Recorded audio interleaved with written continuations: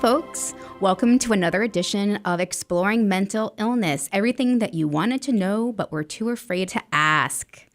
This is Carrie Ballou, Community Relations Coordinator at Fuller Hospital in Attleboro, Mass. And with me today, I have Auston Ricketts. Auston is our engineer / co-host for the day.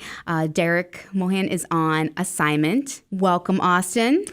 Hello. How's it going? I'm usually on the other side. I'm not usually on this side, in front of the mic. So it's good to be here. Good to have you here today. With us today, we have Diana Holmes, licensed social worker.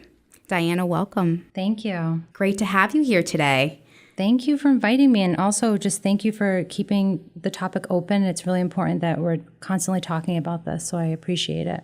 Absolutely. That was one of our founding reasons for starting the podcast, was because we understand working with folks who have mental health issues and working with families of individuals with mental health issues, how important it is to kind of break some stigma and to make sure people have the information and resources out there that they need to cope. And speaking of coping skills, I know today we're going to talk a little bit about holistic approaches to mental health, specifically mindfulness. Question, have you ever heard of or tried any holistic approaches to maintaining your mental health? Actually, this is like a good first podcast for me because I have a semi-regular mindfulness practice myself. So a great time for me to be on and to talk about this. That's awesome. Would you mind sharing? Sure. I meditate semi-regularly a few times a week for about 15 to 20 minutes. I would say that mindfulness over the years has been getting a lot of scientific support for just helping people with their emotional well-being.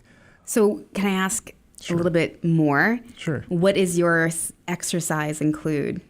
Mindfulness, a lot of people think that it's about trying to empty your mind of thoughts or trying to make emotions go away or thoughts go away. But what it really is, it's about trying to observe whatever's happening. So you could even have like a really busy mind, but you're just taking a step kind of out of yourself and just watching what's going on. So my practice usually just includes a few minutes of kind of getting settled down, kind of bringing myself to the present moment in the sense of being aware of what I'm listening to or not listening to, being aware of how my body feels as I'm sitting on a chair or on the floor or wherever I am. And then from there, I usually go into just focusing on a single point. And that it helps you focus so that you don't kind of go off and get distracted on this thought or that thought. So for me, my central focus is usually the breath, and I think that's pretty common. So it's just you're just focusing on, breathing in and breathing out. And whenever your mind kind of wanders and you're not really paying attention to what's happening, you just come back once you realize that. So that's kind of the basic practice. That was a fantastic description. I honestly was expecting something like, oh, I focus on my M&M that I'm eating, or I'm in the shower and I'm just mindful of the water hitting my back, like something, maybe a few brief moments and then call it a day. But that was a great description. What do you say, Diana? I agree. I think it was great. I can give a little bit of a history right now and just say that mindfulness has been around for a long time, but it came to the United States from Jon Kabat-Zinn in the late 60s. And he's a really good definition that I can share right now, but I think Auston pretty much hit every point. So mindfulness is a psychological process of bringing one's attention to the internal and external experience occurring in the present moment, which can be developed through practice of meditation and other training. And he describes mindfulness as a means of paying attention in a particular way, on purpose, in the present moment, and non-judgmentally. So all of that together, it may sound simple, but it is very complex. And the more we do practice it, the easier it does become. So it's great that you have a practice that you do often. I can't even say that I do, so. That's great. You know what? And practice makes perfect, right? I recently started taking a boxing class, and I'm not one to be drawn to exercise, never have been, but got to a point where I realized it was pretty imperative. And so I just started this boxing class, and it's much more intense than I expected. And the folks in the class are probably slightly more in shape than I am. And what was amazing is it's easy, I think, to fault yourself for not being able to do all the moves or to be able to perform at the same capacity as folks that have been doing it for weeks, months, or years. But as you have to remind yourself, your body, your muscles, the ability to stretch and bend in certain ways takes time and practice, right? So it sounds like the same thing for our minds as well. Definitely. Typically, I'll do like a 15 or 20 minute meditation.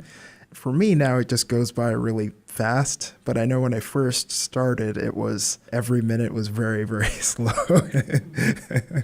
Absolutely. So. I understand that. I recently was covering a class at Fuller. So one of my side gigs is I do per diem activities therapy at Fuller Hospital here in Attleboro, where I work in community relations. So on the weekends, sometimes I need folks to help with running our inpatient groups. And so part of inpatient care as well as partial care, partial hospitalization, is having the combination of medication management and then structured groups that talk about different coping skills and have different therapeutic exercises and medication management and so forth. So for the first time, I had the chance to utilize meditation in one of my groups. And it was out of the blue, being per diem. I kind of show up and they say, okay, this is what was scheduled for the group. And they gave me a general topic, and it had to do with relaxation. And the first thing I thought of, and I'm sitting there, I'm like, I'm not sure what I should do. And then I realized I have a phone. I have access to tons of recordings and music, and I did a great search on different meditations, found one I liked, performed it with our inpatient group, our adults, and it was a hit. We sat in our activities room, we had the lights off, we listened to the entire piece, we practiced, and it was one of the, I would say, most enriching and impactful. And in fact, I had a resident or a patient who is probably in her 50s, had never performed meditation before, and was absolutely astonished. And to see that impact, especially at an inpatient level of care when folks are at their most sensitive and they're in crisis, was really, really rewarding. I would say that that's great that the group was successful, but sometimes I'd like to tell individuals, sometimes the first time you do something, it doesn't feel right. It may be uncomfortable to sit with yourself, to try to kind of quiet your mind a little bit, or to focus on what you're thinking about. And that's okay. So sometimes when you first try mindfulness, it doesn't feel right away like peaceful or calming, but that doesn't mean you're not doing it right or that it's not for you. So I would say always just kind of circle back and see if there is some way that you can tap into trying to be in the present moment. We're kind of throwing around words, both mindfulness and meditation. So I would usually describe meditation as the actual practice of, sitting down and bringing yourself to the present moment and focusing on a particular object. And mindfulness, I would say, is just the general being aware of what's happening, what your body's doing, what your thoughts are. Would you agree, Diana? I think that that's pretty accurate. If somebody were to say one or the other, I wouldn't correct them, because whatever's working for them or how they are visualizing what they're doing is part of it. So I don't get caught up in the labels as much as I do the practice or what's actually working, what coping style is working for them. So why do you think it's important to bring mindfulness to the work that you do? So mindfulness is really a way to slow down and to try to figure out exactly how the mind is working. So what is working for individuals and what is not. There's two styles that often come to my attention that I find a lot of people experience and that I can speak to. One of them is that I hear people wanting to push away their emotions. So sometimes when an intense emotion comes on, somebody's they tell me, I'm here because I really want to control my emotions. I'm here because I want to push it away. This is too aggressive of an approach to take with your emotions. Our emotions need to be taken with care, and we need to respect them. If you try to aggressively attack your emotions and say, I need to control you, you are not going to do that. Your emotions are like the ocean. So imagine trying to set up a dam for the ocean. There will just be a tsunami of emotions that will come. So you have to think of your emotions as the waves that come in and out. Just because you have an intense emotion does not mean you have to respond to it or have to act on it or be impulsive. it just means that it's occurring. So if we can slow ourselves down to recognize when these intense emotions come along, there's a way to make sure that we're not acting in a way that could then cause other issues later on. So that's one of the things that I often see. And then the other area that often comes up is repetitive thoughts. So this is when individuals discuss almost like a tape recorder. So it's a rewind and play. And it's funny that I use that example because I feel like younger folks don't even know what a tape player is. You would be accurate in that. But I think that the idea is that there's a thought and they cannot let it go. It's in a loop. It's playing constantly, and they're just building on that thought. So one of the examples that I like to give for that is, imagine that you have a backyard that's fenced in, and you have a dog, a greyhound dog, that's just going to run a track in the backyard. Eventually, there's going to be no grass around that fence because the dog is just going to continue to run. Our brains are very similar to that. When we grow a thought and continue to have the same thought and think the same thought, we're actually creating a track in our mind, and we're growing that. And so one of the things that mindfulness does is tries to recognize that that's occurring and tries to intervene in a different way. Those are some examples of what I see and how mindfulness can be used. It's almost like forming a habit of like thoughts in your mind, and Yes. you're just kind of retracing it over and over again until it becomes kind of entrenched there. Yes. So in going back a little bit to what you were saying before, Auston, about kind of the difference between mindfulness and then the practice of, which would be through meditation, Diana, you brought up another great point, guided imagery, which is, again, another... They kind of all can work hand in hand. There's some guided imagery that's utilized in meditation as well, but being able to create a visual in your mind, almost like a safe spot, right? Like a Linus blanket. I'm going to create this image or this scenario in my head that I can go to where I can recognize that my thoughts are that dog running around in the backyard. Have you found people who have had success with utilizing this on a regular basis to address their anxiety, depression, or other needs? I definitely have, and I think that it is practice, though, and I think oftentimes when there's maybe unhealthy coping, it's easy to revert to that when we're under pressure, under stress. We go to something that we think is going to work for us and oftentimes is not the right coping for us. So that's why mindfulness, it should be practiced not only when we're in a stressful situation, but just across the board. So trying to build it into your day. If you just try to use mindfulness when you're under a stressful situation for the first time, it's not going to work. It's something that you start to build on that. And then hopefully when you are in a stressful situation, you can remember how to kind of connect with that. So one of the topics we talk about here, and one of the words that come up a lot, is coping. Obviously, we're looking at mindfulness and meditation as coping skills, a form of what a lot of folks call holistic coping skills, right?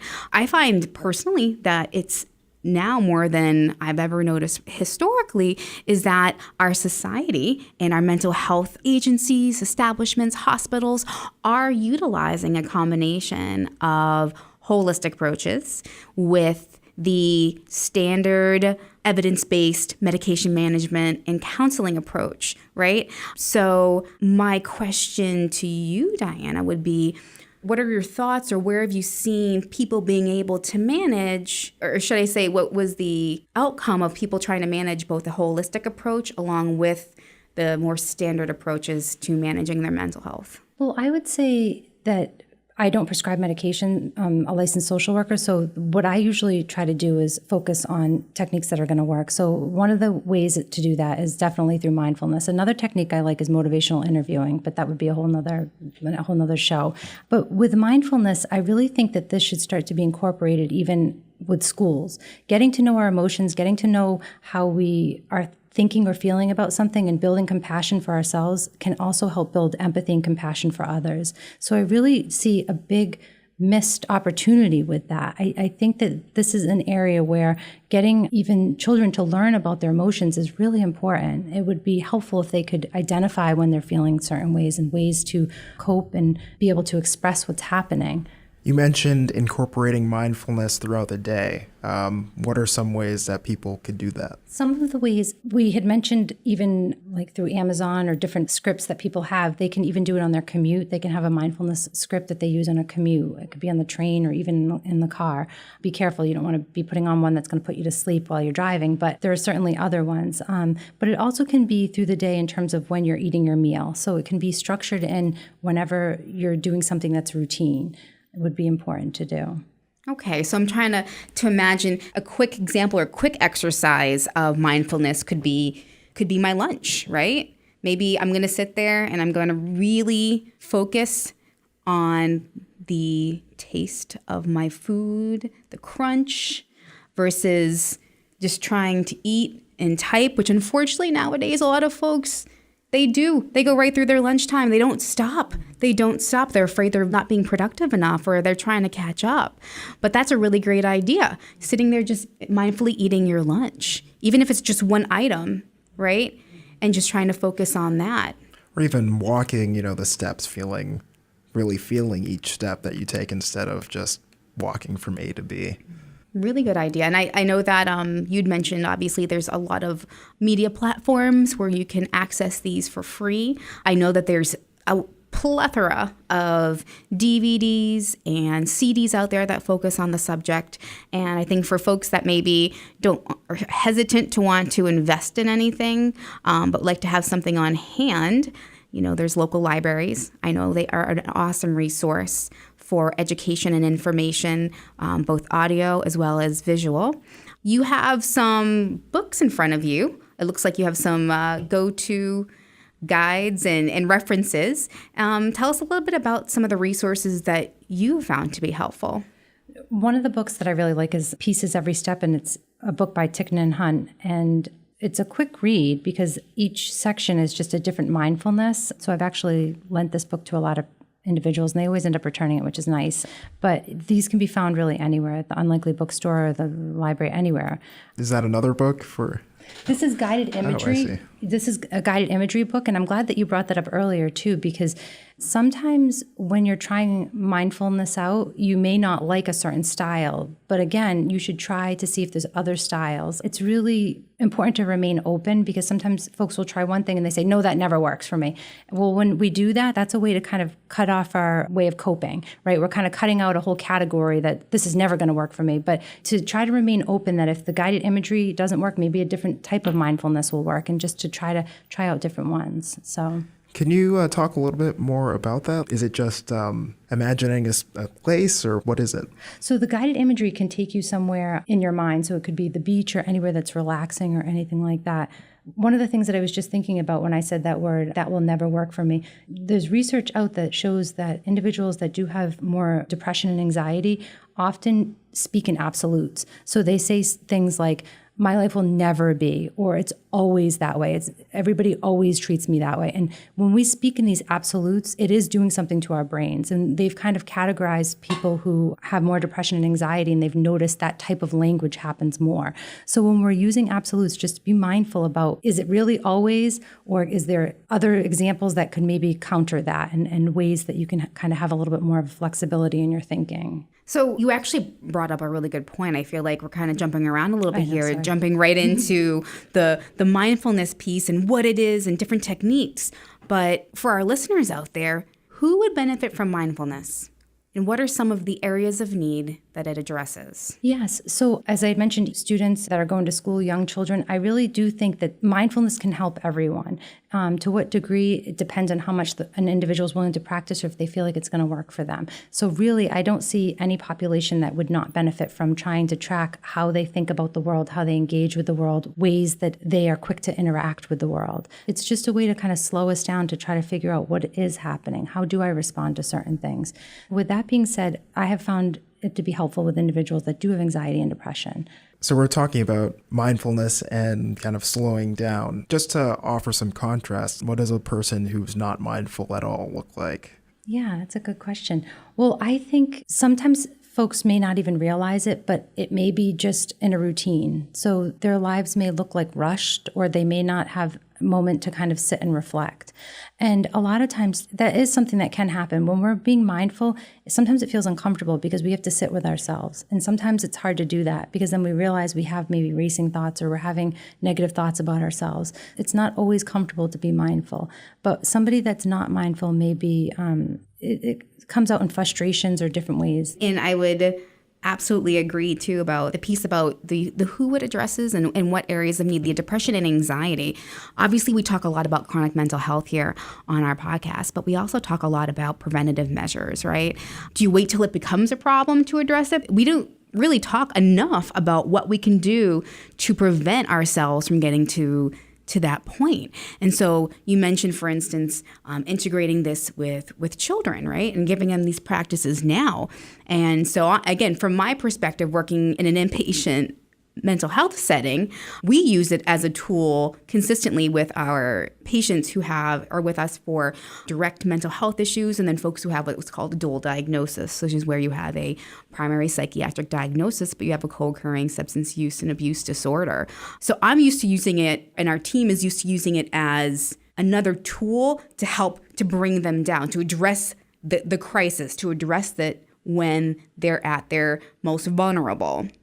In terms of the preventative piece of it, what are some settings besides a school, that was a great point, that you think that this would really be helpful in preventing? Well, I'm happy you brought that out. I think that, this could even be used, as we're sitting here talking, for professionals to be kind of mindful about when we're busy, especially when you're working in a unit that's very busy and things like that. It's important that nurses, we need to make sure that we're always staying focused. You hear about them being overworked and things of that nature. This is a way to kind of take a break and to really try to assess a situation. It's easier to care for somebody when you're feeling like you're getting what you need, which is oftentimes a break or a mental health check, like to be in check with what's happening. So sounds like you have to be very intuitive. Yes. That into itself could be a whole other podcast, and it takes a lot of practice for people to recognize, I think, when they've reached that point. So we talked about resources, we talked about access and incorporation, and we talked about different settings, like you said. We talked schools, self-care for professionals in the field is super important. Usually meditation and mindfulness, you think of like, I know it has roots in Eastern religion, but you don't have to be religious or subscribe necessarily to any particular religion in order to incorporate this, right? Or I completely agree with that, yeah. Okay. So it is funny, as we were talking about, different techniques and places and incorporating mindfulness and meditation and holistic techniques into our day, it does remind me of conversations that I've heard over the years about incorporating things like prayer.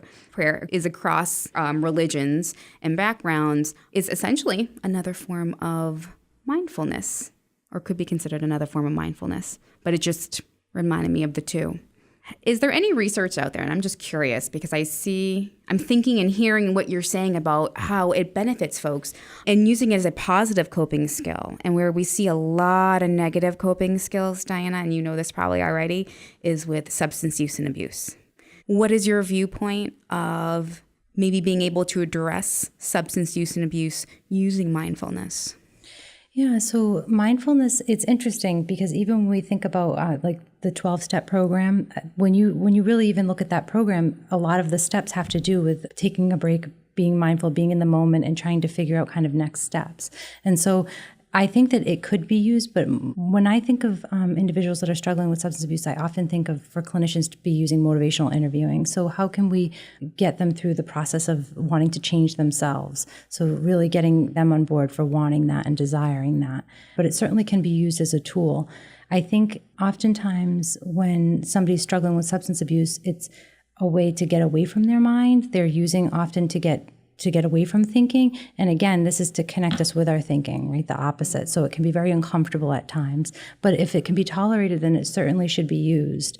I keep emphasizing that sometimes it may not feel comfortable right away. It's not like mindfulness is the answer that's going to bring peace right away for everyone.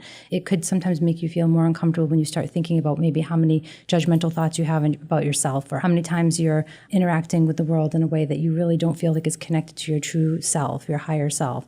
But But these are ways that then you have something to work with once you start realizing that that's happening.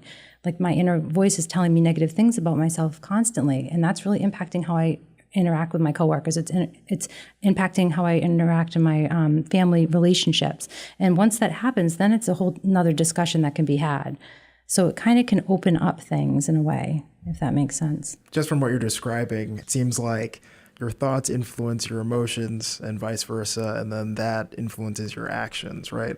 So it seems like if you can kind of take a minute and interrupt that process and like take a step back, then you can really help a lot of different issues, anxiety, depression, but even just, general day-to-day things too. Definitely day-to-day interactions would definitely be helpful. Have you had any experience working with mindfulness in individuals who have like ADHD or ADD? I feel like somebody who may have that diagnosis or struggle with focus or racing thoughts and may or may not require any sort of medication or additional treatment may struggle with mindfulness, or maybe it's the solution.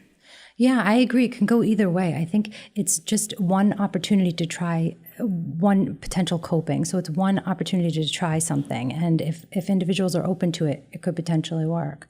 But it is true with ADHD, racing thoughts or having thoughts that are going on, it can be challenging to kind of slow that down. But it could be an opportunity to recognize when that's happening. What are some physical components or actions that a person can take besides guided imagery and meditation and mindfulness techniques? Is there something that can accompany it, such as journaling, diet, exercise? Well, I'm glad you brought that up. Not necessarily connected to mindfulness, but one of the things that I really do focus on is how an individual is eating and what their sleep habits and exercise habits are like, because oftentimes it can help a lot. That's the foundation for how we're feeling. When I meet with individuals and they tell me they don't eat anything or they had only one Snickers bar and I'm seeing them at 7 o'clock at night, you're not creating a foundation for your body to feel good right there. So right there, you're starting not feeling good. You're never going to feel good if you're just eating one Snickers bar and it's 7 o'clock at night. So what can we do to kind of address that first step? And then the sleeping is really important too. And I do notice that when their sleep is disrupted, that can have a huge impact. It's so important to try to get in a good sleep cycle, which can also be affected if people work night shifts and things of that nature. So it can be a real challenge.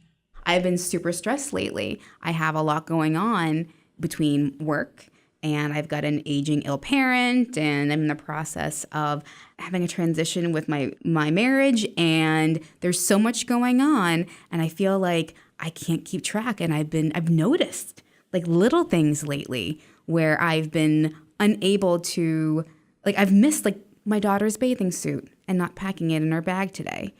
That's very unlike me. And so there's a lot of things, but I also noticed that I've been more in my head lately.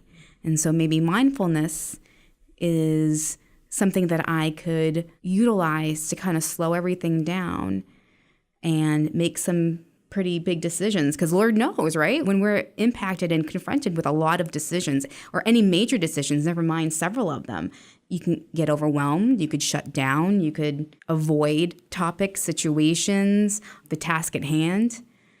You could end up going into crisis. Well, yeah, and I think that everybody has a different tolerance for that. So what is making you feel overwhelmed may not make me feel overwhelmed. I may be able to tolerate less. And so understanding that threshold is what mindfulness is all about, right? Is understanding how I respond in certain situations and what will trigger that response of feeling maybe short with individuals, having little patience, feeling frustrated, having an outburst, whatever that would be.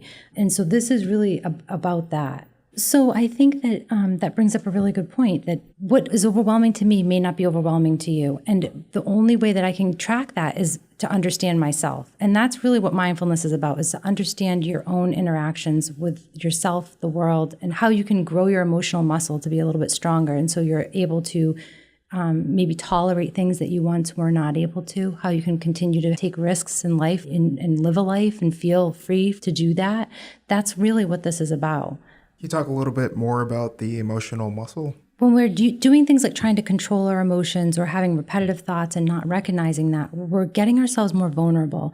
It's not the same vulnerability when we can show family members or loved ones we can be vulnerable with. It's a different vulnerability. It means that we're more open to experiences that could potentially bring us down. So things that may be not stressful for us can set us over the edge. For instance, if we're having a great day and everything's perfect and we get a flat tire, we feel very differently about it than if we get a flat tire and it's a Monday morning and we're late for work and we're, right? It's the factors that make us respond in a certain way. Well, if we're able to understand what our own threshold is for feeling stress and we're able to kind of identify that and work with it and have healthier coping, we're going to be able to tolerate and strengthen that emotional muscle. Things that used to feel very overwhelming to us, we're actually able to get through. It's similar to like public speaking. The first time you're public speaking, you may be nervous, and then the second time you're a little bit less nervous. And the hope is that eventually you're able to conquer that. It's a good example because I think a lot of people are afraid of public speaking. It's like the number one fear. Right? Yeah, I think it is too. And then like death is second or something. So that's pretty. That says something when you're more afraid of standing up and talking to somebody or in front of people versus dying.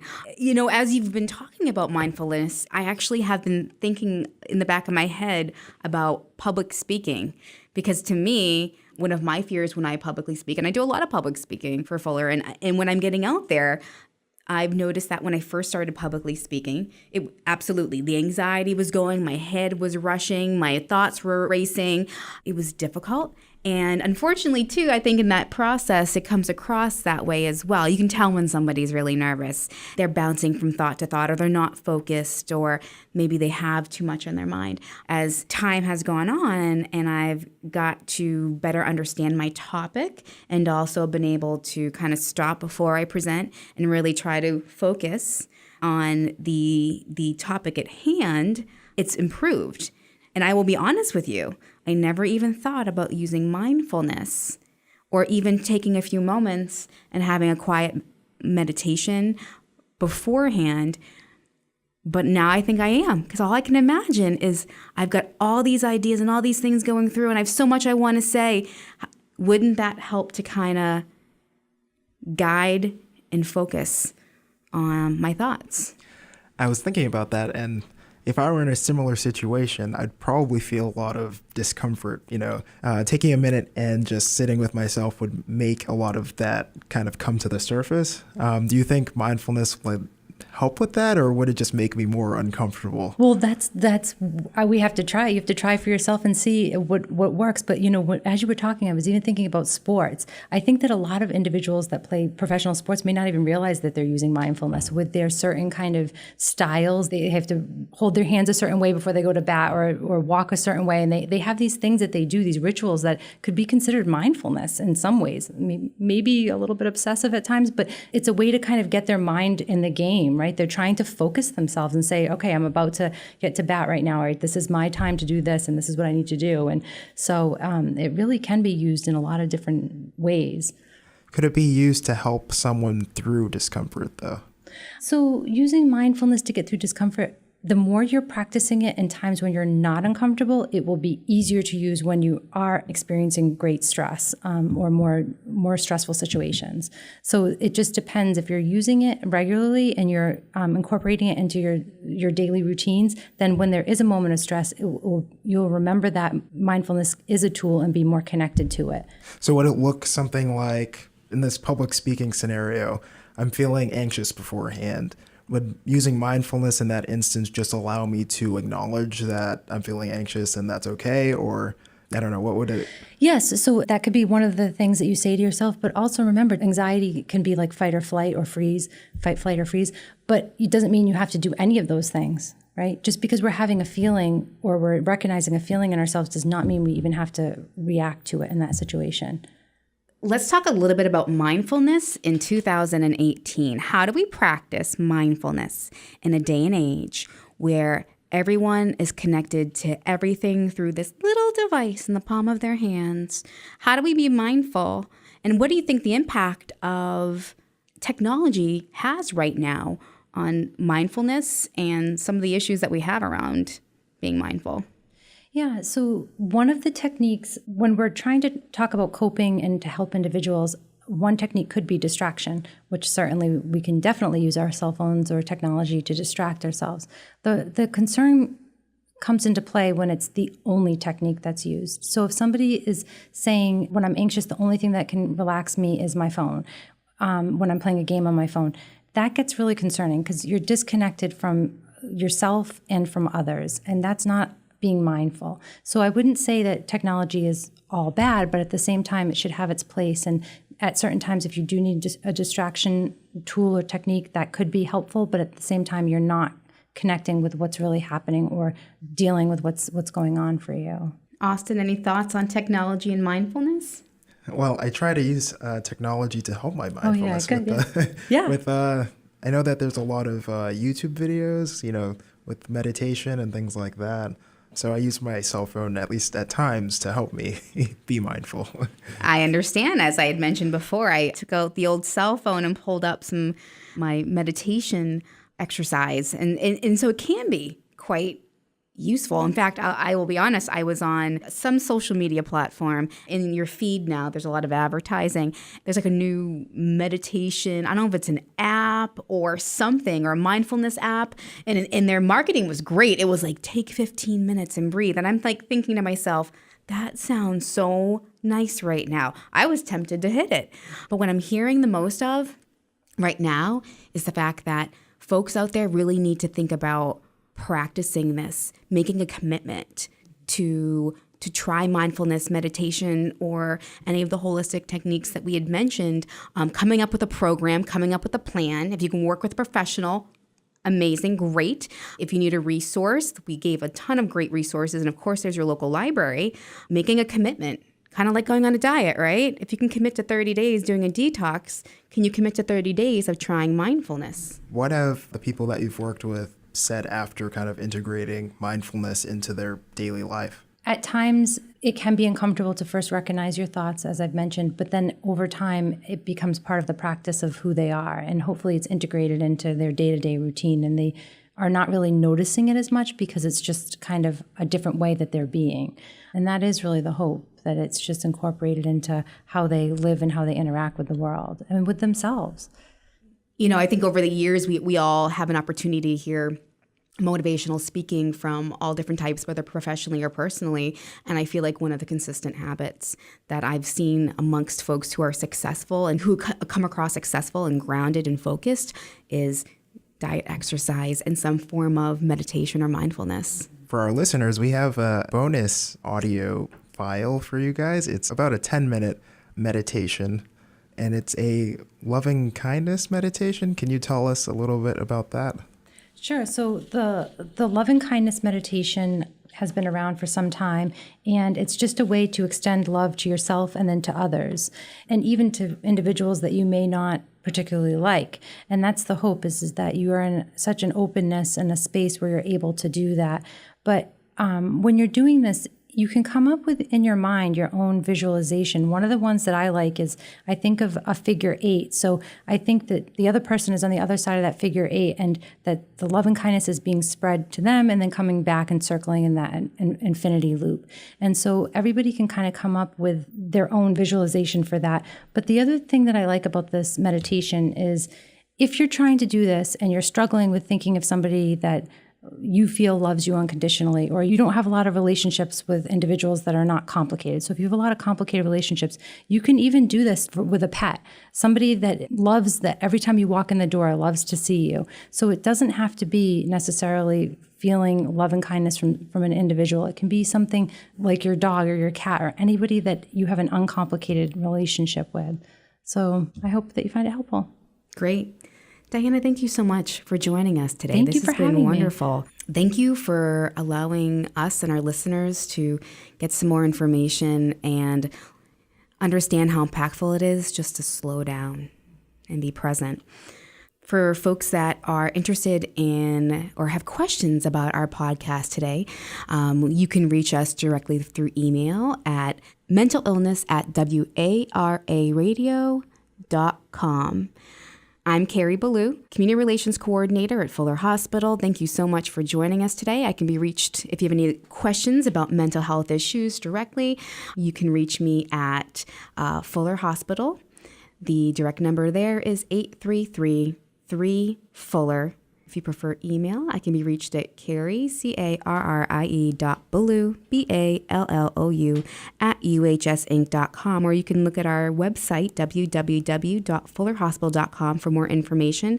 And we cannot forget about our drop-in center, the You Are Not Alone Drop-in Center, which is held here in Attleboro at the Murray Unitarian Universalist Church, 505 North Main Street, the last Wednesday of every month. It is a fantastic resource from 5:30 to 8 o'clock. It is a collaboration of area agencies who focus on treatment options and support around mental illness, domestic violence, and substance use and abuse. We definitely promote anonymity. We encourage folks who are experiencing some struggles with these areas or have a loved one to please come to our drop-in center. And if you're on the go and you want to take this podcast with you, you can find it on iTunes, Stitcher, Google Play, and TuneIn Radio. How'd I do, Carrie? You did amazing, Auston. How did I do? You did great. All right, folks, thank you again for joining us today. Stay tuned, and in the meantime, be well.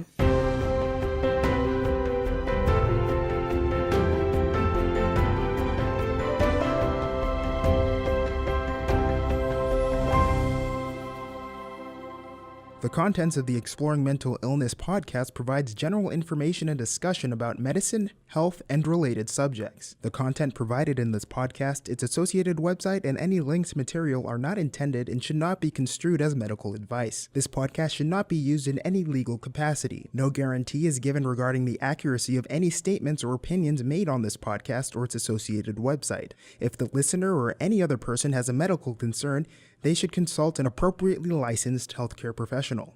The views expressed on this podcast do not represent the views or opinions of Attleboro Access Cable Systems, Arbor Fuller Hospital, or their parent corporations. The contents of the Exploring Mental Illness podcast and its associated website are copyrighted Attleboro Access Cable Systems. The podcast may be redistributed in accordance with Creative Commons License 4.0.